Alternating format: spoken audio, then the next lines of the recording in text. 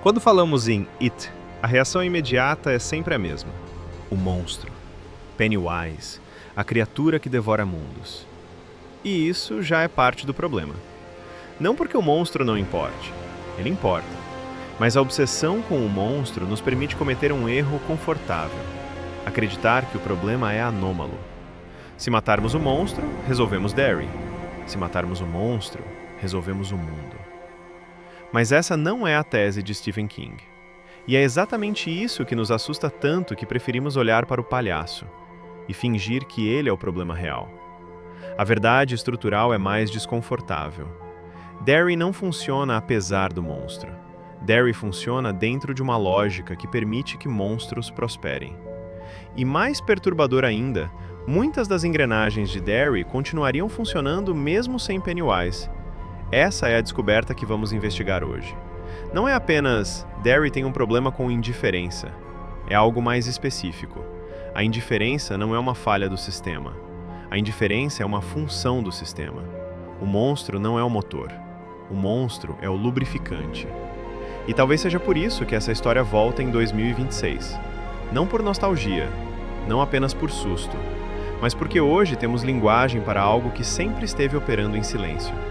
Vivemos em um mundo onde o horror, muitas vezes, não é acidental.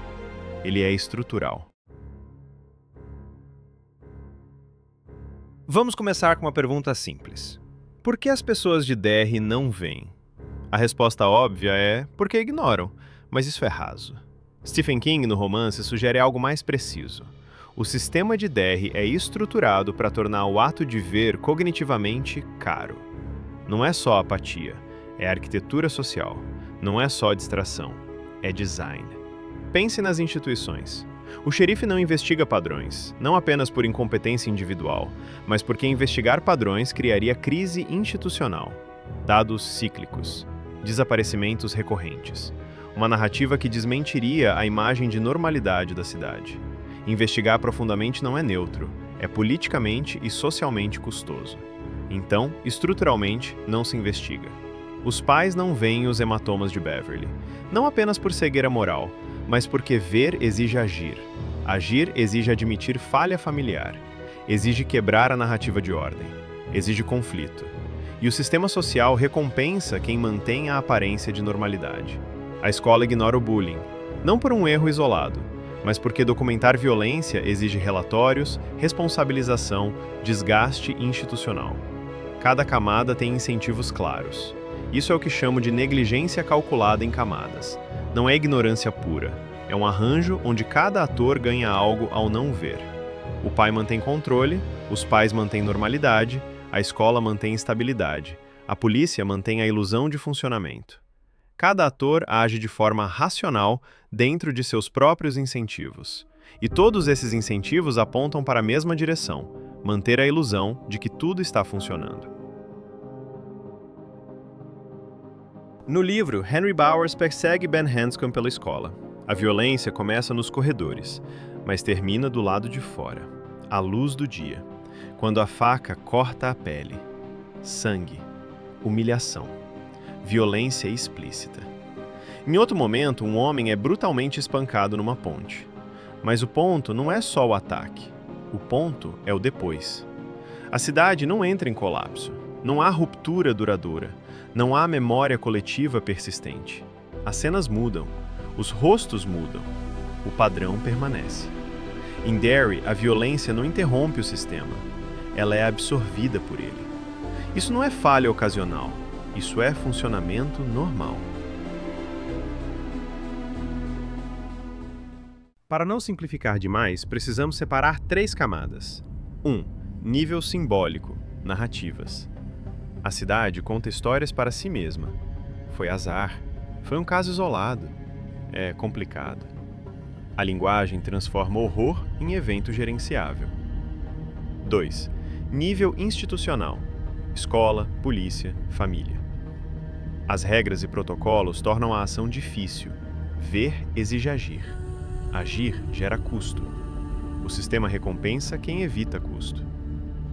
3. Nível econômico. Incentivos materiais.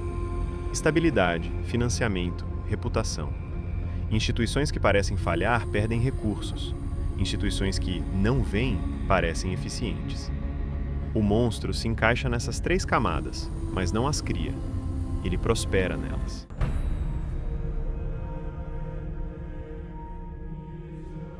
Agora vamos sair da ficção.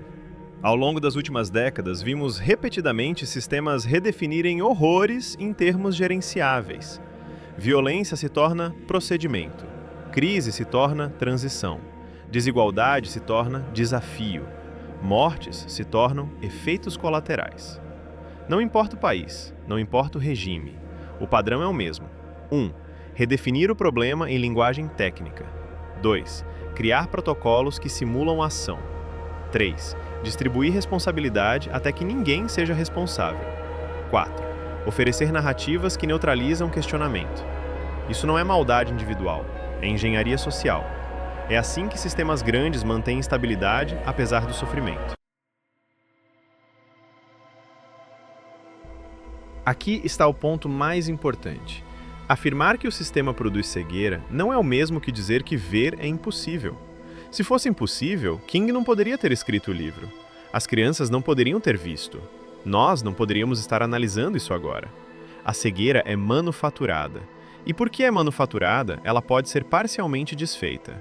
Mas isso exige custo. E é aqui que entra a resistência. As crianças em It não veem porque são especiais. Elas veem porque ainda não foram totalmente socializadas. Bill se recusa a aceitar a morte do irmão como simples acidente. Beverly se recusa a aceitar que seu corpo é propriedade. Ben se recusa a aceitar que merece ser humilhado. Eles não são heróis porque enxergam mais. São heróis porque continuam questionando quando a estrutura os pressiona a aceitar.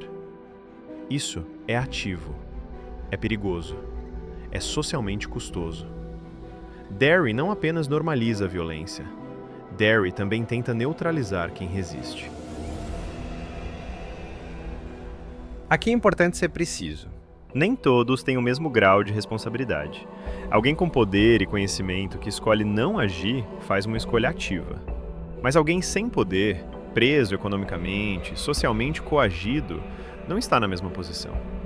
Confundir essas duas coisas é cometer injustiça moral. King é claro nisso. Sua raiva não é distribuída igualmente. Ela é direcionada a adultos com poder que escolhem não interferir. Aqui saímos do diagnóstico e entramos na medicina. 1. Resistência relacional. Comunidade, amizade, grupos que dizem, isso não é normal, necessário, insuficiente sozinho. 2. Resistência institucional. Pessoas dentro do sistema que documentam, denunciam, insistem. Jornalismo investigativo, advocacia, whistleblowers. Necessário, mas frequentemente neutralizado. 3. Resistência sistêmica. Questionar a estrutura, não só os casos. Não por que aquele professor, mas por que a escola é incentivada a silenciar. Não por que aquele policial, mas por que não há auditoria independente. Isso é mudança de poder, não só de atitude. É lento, é conflituoso, mas é o único que muda o sistema no longo prazo. O horror de It não é Pennywise. Criaturas que devoram existem em todas as culturas. O horror de It é este: uma cidade onde crianças desaparecem. Cartazes se acumulam, um em cima do outro, e a vida continua. Gramados são cortados, lojas abrem, a economia funciona. O horror não é o ataque, o horror é a continuidade. Da próxima vez que você olhar para Derry, ou para o seu próprio mundo, não procure o monstro. Procure as estruturas que permitem o monstro. Procure os incentivos. Procure os protocolos. Procure as narrativas que transformam horror em rotina. Porque monstros raramente criam sistemas. Eles apenas prosperam neles. E se o problema é estrutural, então a saída também precisa ser. Derry pode ser um lugar onde você chega, mas não precisa ser um lugar onde você fica. Entre aceitar e resistir existe um espaço. Um espaço onde se pode organizar, questionar, documentar, construir alternativas. Nem vitória garantida, nem derrota inevitável. Apenas a recusa em tratar o inaceitável como normal. Bem-vindo à DR. A diferença agora é que você sabe onde olhar.